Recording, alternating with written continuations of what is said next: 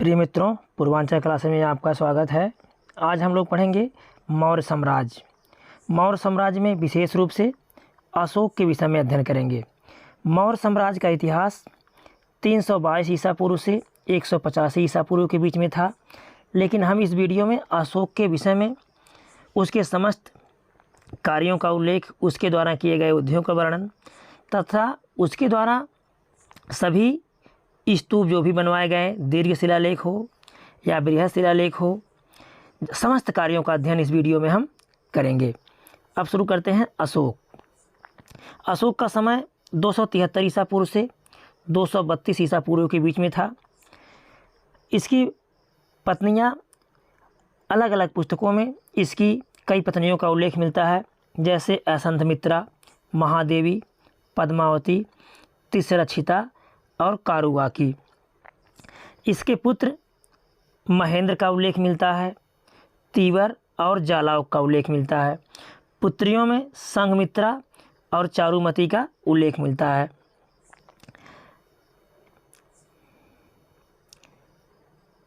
इसका राज्याभिषेक 269 ईसा पूर्व में हुआ, परंतु ये गद्दी पर 273 ईसा पूर्व में ही बैठ चुका था। यानी 4 वर्ष पहले ही यह गद्दी पर बैठा था, 4 वर्ष पहले गद्दी पर बैठा था, लेकिन इसका राज्याभिषेक हो रहा है 269 ईसा पूर्व में, क्योंकि इतिहासकारों के अनुसार ऐसा बताया जाता है, जैसे कुछ पुस्तकें हैं महावंश, दीपवंश, उनके अनुसार कि इन्होंने अपने 99 भाइयों की हत्या करके गद्दी पाई थी। तो ये जब गद्दी पर बैठा तो राज्याभिषेक इस समय नहीं हो पाया, क्योंकि इसको अपने भाइयों से युद्ध करना पड़ा। इस कारण से यह 4 साल के बाद जो है राज्याभिषेक करा पाया। अब अशोक के नामों का उल्लेख कहाँ कहाँ मिलता है, किस किस प्रकार से, इसको देखेंगे। मस्की अभिलेख, यह रायचूर जिला कर्नाटक में है। इसमें अशोक ने अपने को बुद्ध शाक कहा है। गुर्जरा, इसमें भी अशोक का नाम अशोक मिलता है। यह मध्य प्रदेश के दतिया जिला में है। नेत्तूर, मैसूर कर्नाटक में है, यहाँ भी अशोक का नाम अशोक मिलता है। उडेगोलन, बेल्लारी कर्नाटक में है, यहाँ अशोक का नाम अशोक मिलता है। तथा रुद्रदामन के जूनागढ़ अभिलेख गुजरात, यहाँ से भी अशोक के नाम का उल्लेख मिलता है, यानी अशोक नाम का कोई राजा था। आगे देखेंगे अशोक के अभिलेखों की भाषा। तो अशोक के अभिलेखों की भाषा जो है वह प्राकृत है। ये 4 लिपियों में लिखे गए हैं। ये लिपियाँ कौन कौन सी हैं? ब्राह्मी लिपि, जो स्तंभ लेख एवं गुहा लेख की लिपियां हैं, ये सब ब्राह्मी लिपि में हैं। खरोष्ठी लिपि, शहबाजगढ़ी एवं मानसेहरा, ये पाकिस्तान में है, तो इन दोनों की भाषा जो है वो खरोष्ठी लिपि में लिखी गई है। आर्मेयिक लिपि, तक्षशिला से प्राप्त एक अभिलेख की जो लिपि है वह आर्मेयिक लिपि में मिली है। यूनानी लिपि, तो यूनानी लिपि कांधार से प्राप्त एक अभिलेख में यूनानी लिपि तथा आर्मेयिक लिपि, इन दोनों का जो है संयुक्त रूप में देखने को मिलता है। आगे देखेंगे शिलालेख।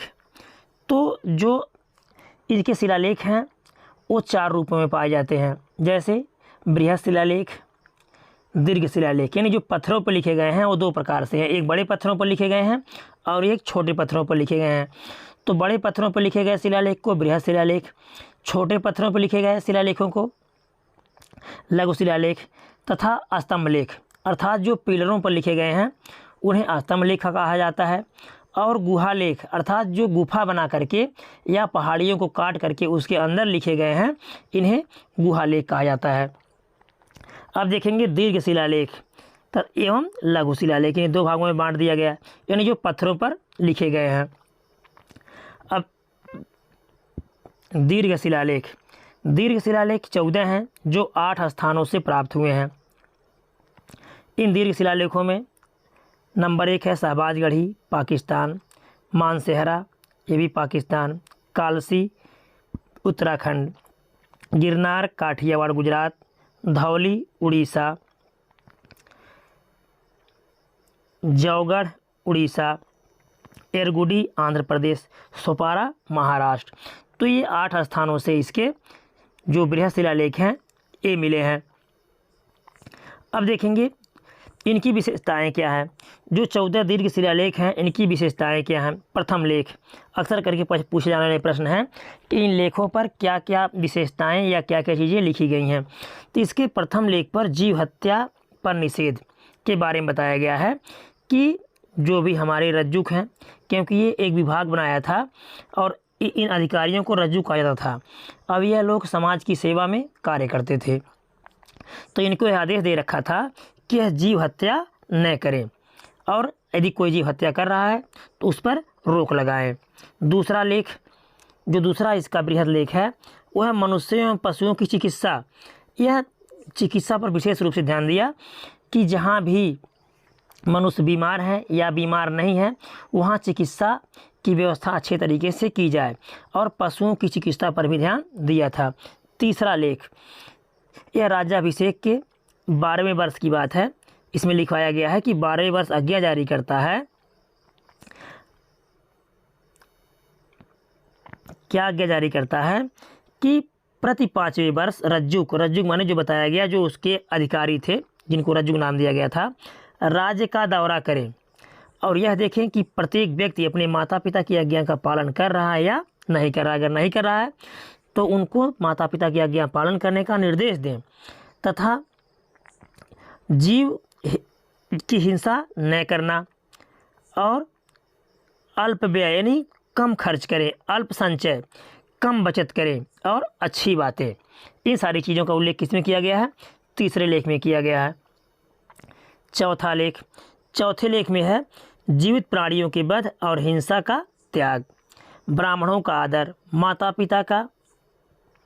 आगे देखेंगे इस समय जो माता पिता का सम्मान इतना बढ़ गया इस समय कि जितना पहले 100 वर्षों में नहीं हुआ था, यानी लोग अपने माता पिता का आदर बहुत ज़्यादा करने लगे इस समय। तो इसका उल्लेख मिलता है हमको चौथे लेख में, यानी चौथे लेख में माता पिता के सम्मान की बहुत ज़बरदस्त तरीके से बात की गई है। अब देखेंगे पाँचवा लेख। पाँचवा लेख में अशोक कहता है कि उपकार करना कठिन है और जो भला करता है वह कठिन कार्य करता है। जो भला करता है वह कठिन कार्य करता है। छठा लेख, छठे लेख में कहा गया है हर समय, बहुत अच्छा है ये लेख, याद रखिएगा। छठा लेख, हर समय मैं चाहे भोजन करता रहूं या अंतःपुर, अंतःपुर का मतलब होता है रनिवास, जहाँ रानियाँ निवास करती हैं उसको कहते हैं अंतःपुर।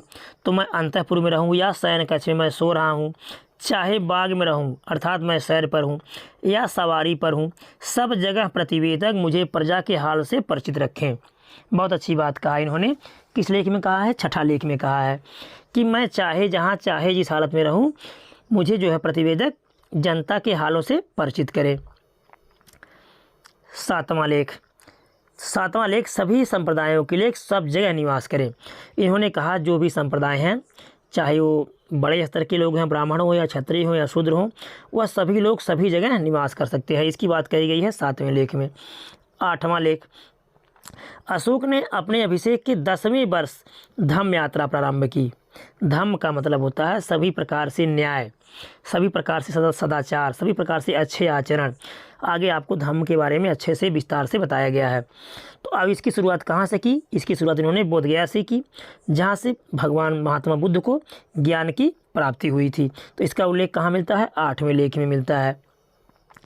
9वां लेख, दासों एवं सेवकों के प्रति शिष्ट व्यवहार। जो भी दास हों या सेवक हों इनके प्रति अच्छा व्यवहार किया जाए। गुरुजनों का आदर, प्राणियों के प्रति संयम पूर्व व्यवहार एवं ब्राह्मणों व श्रमणों को दान देना।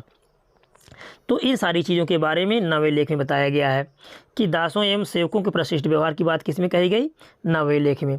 10वां लेख, अशोक ने यश और कीर्ति की जगह धम्म का पालन किया। याद रखिएगा, सभी लोग, सभी राजा महाराजा अपने यश के लिए मरते हैं, लेकिन अशोक ने क्या किया? 10वें लेख में इन्होंने धम्म का पालन किया। धम्म का पालन किया का मतलब हिंसा न हो, अर्थात सभी प्रकार से न्याय हो, सभी का भला हो, इस पर बल दिया गया है 10वें लेख इसके अभिलेख में। 11वां लेख क्या है? धम्म जैसा कोई दान नहीं। इन्होंने धम्म को बहुत ही श्रेष्ठ बताया। धम्म जैसी कोई प्रशंसा नहीं, धम्म जैसा कोई बंटवारा नहीं, धम्म जैसी कोई मित्रता नहीं। इसका उल्लेख किस में है? 11वें लेख में है। 12वां लेख, सभी संप्रदायों के सार की वृद्धि इन्होंने सभी संप्रदायों के लोगों के सार के विरुद्ध, सार के मतलब जो भी उनका सार तत्व है, जो भी जीवन का मतलब है उनके, वो किस प्रकार से जीना चाह रहे हैं, किस प्रकार से रहना चाह रहे हैं, इस प्रकार से उनका सभी प्रकार से वृद्धि हो। और सबका मूल संयम है, क्योंकि सभी लोग अंत समय में क्या चाहते हैं, सुख की प्राप्ति चाहते हैं और सभी लोग मुक्ति चाहते हैं, इसलिए सभी संप्रदायों की क्या हो, वृद्धि हो। 13वां लेख याद रखिएगा, 13वां लेख बहुत ही महत्वपूर्ण लेख है। अशोक ने अपने अभिषेक के 8वें वर्ष पश्चात, यानी 9वें वर्ष, अशोक जो है 9वें वर्ष, देवताओं के प्रिय राजा प्रियदर्शी ने कलिंग पर विजय प्राप्त की। अब याद रखिएगा, जब ये कलिंग की विजय प्राप्त की तो कलिंग का दरवाज़ा नहीं खुल रहा था, और जब कलिंग के पास पहुंचा, उस गेट के पास पहुंचा जहां का नरेश खारवेल था, उसकी तो मृत्यु हो चुकी थी, तो सभी महिलाएं तलवार लेकर खड़ी थी। उन्होंने कहा इनसे कि आप युद्ध करो तब ये दरवाज़ा खुलेगा, अन्यथा हम लोग हार मानने वाले नहीं हैं। अब यह उनसे युद्ध करना नहीं चाहा, क्योंकि इन्होंने कहा मैं स्त्रियों के सामने शस्त्र नहीं उठाऊंगा, और यह युद्ध भूमि में गया। और जब युद्ध भूमि में गया तो वहाँ जो लोग चोटिल थे, कराह रहे थे, तो कुछ बौद्ध भिक्षु उनके कटे पिटे स्थानों पर पट्टियाँ बांध रहे थे या उनकी मरम्मत कर रहे थे। यह देख करके अशोक का हृदय द्रवित हो गया और इन्होंने वहीं से युद्ध के क्षेत्र में संन्यास की घोषणा की और बौद्ध धर्म को अपना लिया। हालांकि पहले ये ब्राह्मण धर्म का अनुयायी था, लेकिन बाद में क्या कर लिया इन्होंने, बौद्ध धर्म को अपना लिया। तो ये सारी चीज़ों की जानकारी किसमें मिलती है, 13वें लेख में मिलती है। 14वां लेख, 14वें लेख में कहा गया है कि यह आलेख कहीं संक्षेप में, कहीं मध्यम रूप में और कहीं विस्तृत रूप में है, क्योंकि हर बातें नहीं लिखाई गई हैं और कुछ बातें मधुरता के कारण कई बार लिखवाई गई हैं। तो 14वें में अगर माना जाए तो जो पूर्व बातें हैं, इन्हीं सभी बातों को इसमें 14वें लेख में लिखवाया गया है।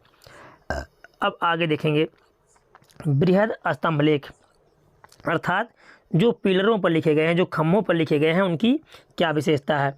तो इनकी संख्या 7 है, जो 6 स्थानों से प्राप्त हुए हैं।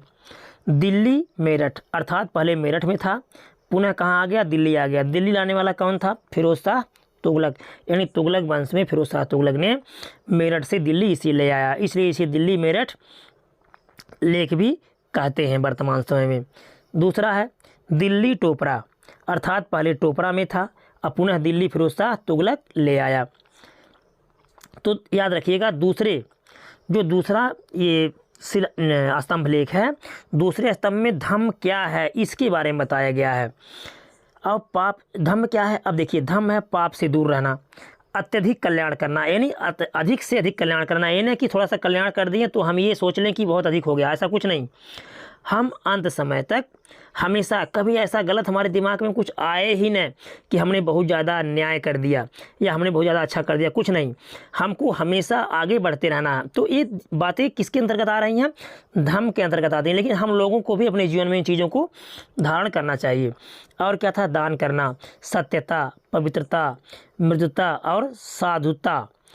क्या था, साधुता, साधुता में तात्पर्य होता है साधु जैसा जीवन यापन। तो ये सारी चीज़ें किसमें हैं, द्वितीय स्तंभ लेख में कही गई हैं, जो बृहद लेख है स्तंभ वाला। हाँ, तृतीय है लौरिया अरराज, यह चंपारण बिहार में है। चौथा लौरिया नंदनगढ़, यह भी चंपारण बिहार में है। 5वां रामपुरवा, यह भी चंपारण बिहार में है। आगे देखेंगे 6वां प्रयाग स्तंभ लेख, यह पहले कौशाम्बी में था। अकबर के शासनकाल में जहांगीर द्वारा इसे इलाहाबाद के किले में रखा गया, यानी रखवाया तो अकबर ही, लेकिन लाया गया था यह जहांगीर के द्वारा। आगे देखेंगे लोक कल्याणकारी, तो जो 7वां लेख है इसका, 7वां स्तंभ लेख है, यह केवल दिल्ली टोपरा अभिलेख में मिलता है। इसमें क्या कहता अशोक, धर्म की वृद्धि के लिए कार्य का उल्लेख किया गया। इसी में अशोक के जो है लोक कल्याणकारी कार्यों का विवरण है, जैसे आम के बाग लगवाना, कुएं खुदवाना, सराय बनवाना। इन सारी चीज़ों का सराय क्या होता था, याद रखिएगा, सराय ये जब दूरियां ज़्यादा होती थी तो जगह जगह पर ठहरने के लिए, अर्थात ये लोग घोड़े से यात्रा करते थे, तो एक जगह के बाद दूसरी जगह से घोड़े चेंज करना होता था, तो जगह जगह पर मार्केट बनवा देते थे। इसको क्या कहते थे, सराय। तो यहाँ लोग मार्केटें भी लगती थी और लोग यहाँ बाज़ार भी करते थे, और प्लस यहाँ ठहरने का स्थान होता था। और सरायों पर पानी की व्यवस्थाएं भी होती थी कि जब लोग यात्रा करते थे इन स्थानों पर रुक करके वो आराम भी करते थे, तो उनको कहते हैं सराय। अब देखेंगे इसी में अलग से पृथक प्रथम पृथक शिलालेख कलिंग लेख, यानी ये उड़ीसा में है, इसे कहते हैं प्रथम पृथक शिलालेख या कलिंग लेख भी कहते हैं। इसमें ये कह रहा है कि सभी मनुष्य मेरी संतान है। याद रखिएगा, प्रथम पृथक शिलालेख में कहा गया है कि सभी मनुष्य मेरी संतान है। जिस प्रकार मैं अपने संतान के लिए इहलौकिक मतलब इस लोक में एवं पारलौकिक अर्थात दूसरे लोक में भी कल्याण की कामना करता हूँ, उसी प्रकार अपनी प्रजा के लिए भी मैं ये सब कल्याण की बातें करता हूँ। एक इसमें कहा गया है, प्रथम पृथक शिलालेख में कहा गया है। इसी में कहा गया है प्रथम पृथक शिलालेख में ही, जैसे एक माँ अपनी संतान के लिए एक कुशल धाय या दासी को सौंप करके सुनिश्चित हो जाती है, उसी प्रकार मैंने भी राजकों की नियुक्ति की है। राजकों मतलब जो उसके अधिकारी नियुक्त किए गए हैं, वह राजक जो है बहुत अच्छे हैं, अर्थात वह जनता की कल्याण के उद्देश्य से ही कार्य करते हैं, उनके कल्याण से बाहर कोई भी कार्य नहीं करते हैं। उसको इतना विश्वास था अपने किस पर, रज्जुकों पर विश्वास था इतना। लघु स्तंभ लेख। अब देखेंगे इनके छोटे छोटे लेख कौन से हैं।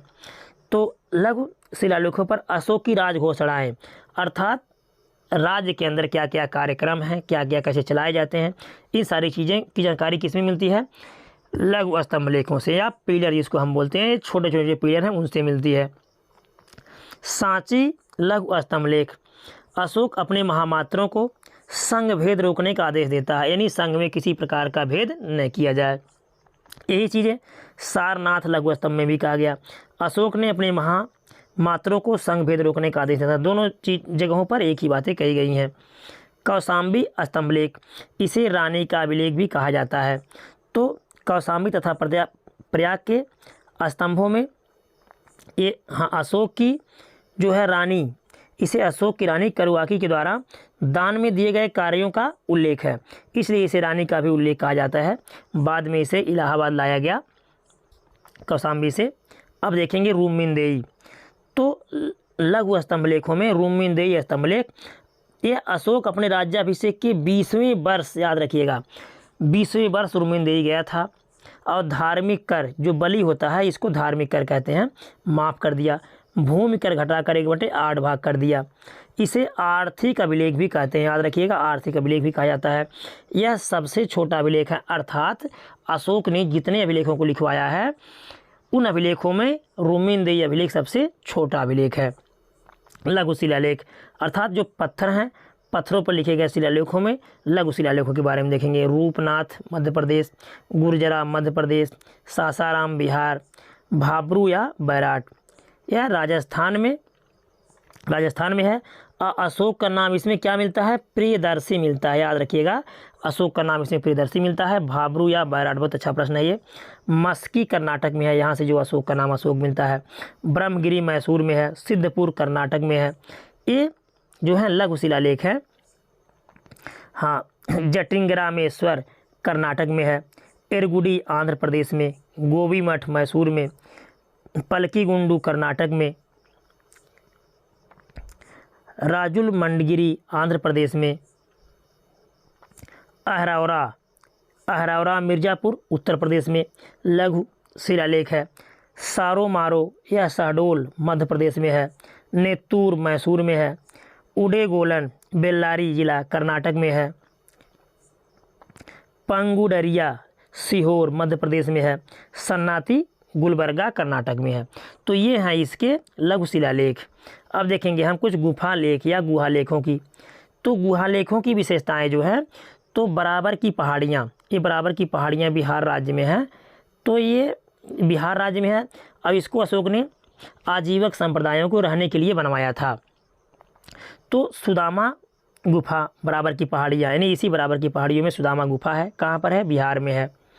और यहाँ अशोक जो है 12वें वर्ष यात्रा किया था। फिर आगे देखेंगे कर्ण चौपार गुफा, यह भी बराबर की पहाड़ियों में भी है। और यहाँ कितने वर्ष गया था, 19वें वर्ष गया था। यह आजीवक संप्रदाय को दान में दिया गया था। जो भी यहाँ बराबर की पहाड़ियों में है, चाहे वो सुदामा गुफा हो, कर्ण चौपार हो, ये सब आजीवकों को दान में दिया गया था। अब देखिएगा बहुत अच्छा प्रश्न है।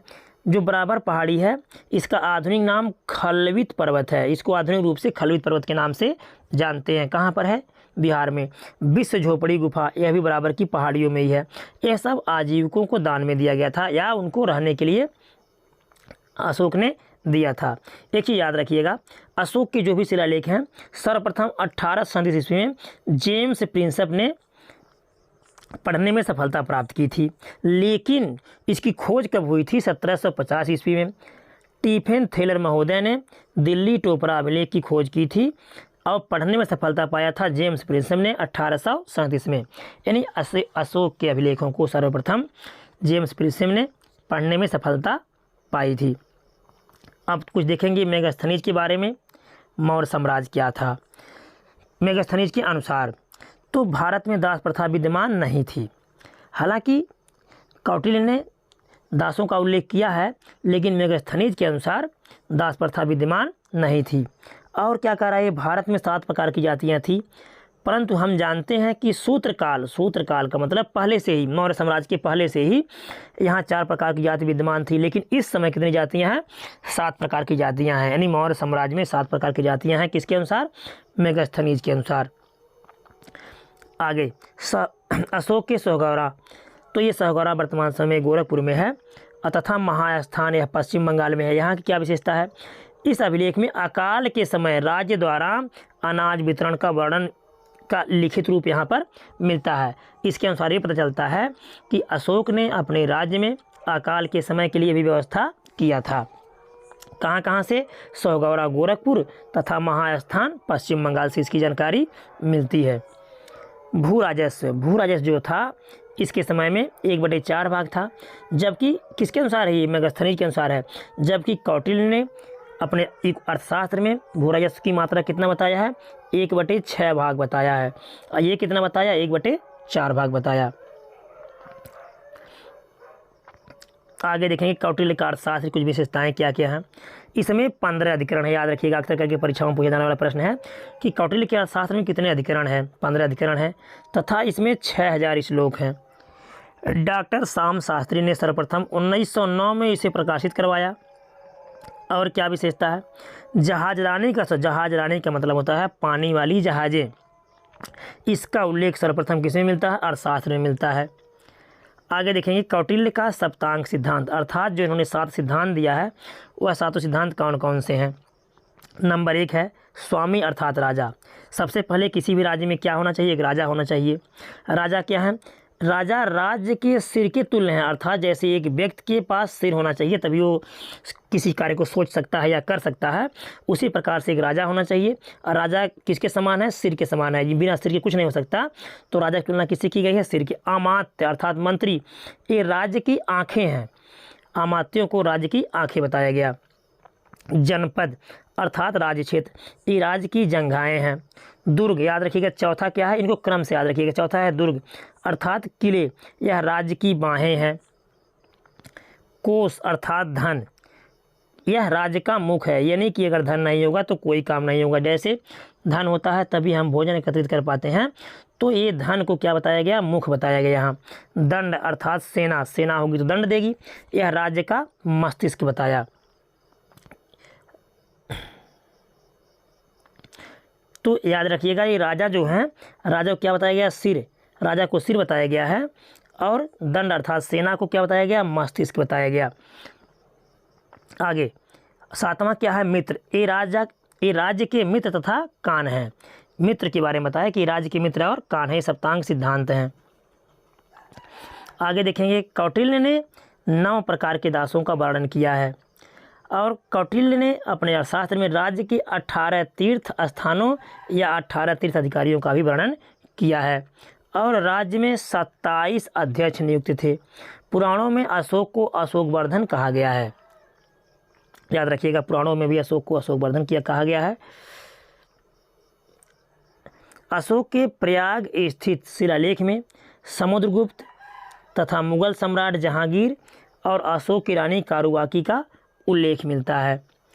महावंश के अनुसार अशोक पहले ब्राह्मण धर्म का अनुयायी था और वह प्रतिदिन 60,000 ब्राह्मणों को भोजन कराता था। याद रखिएगा, 60,000 ब्राह्मणों को भोजन कराता था।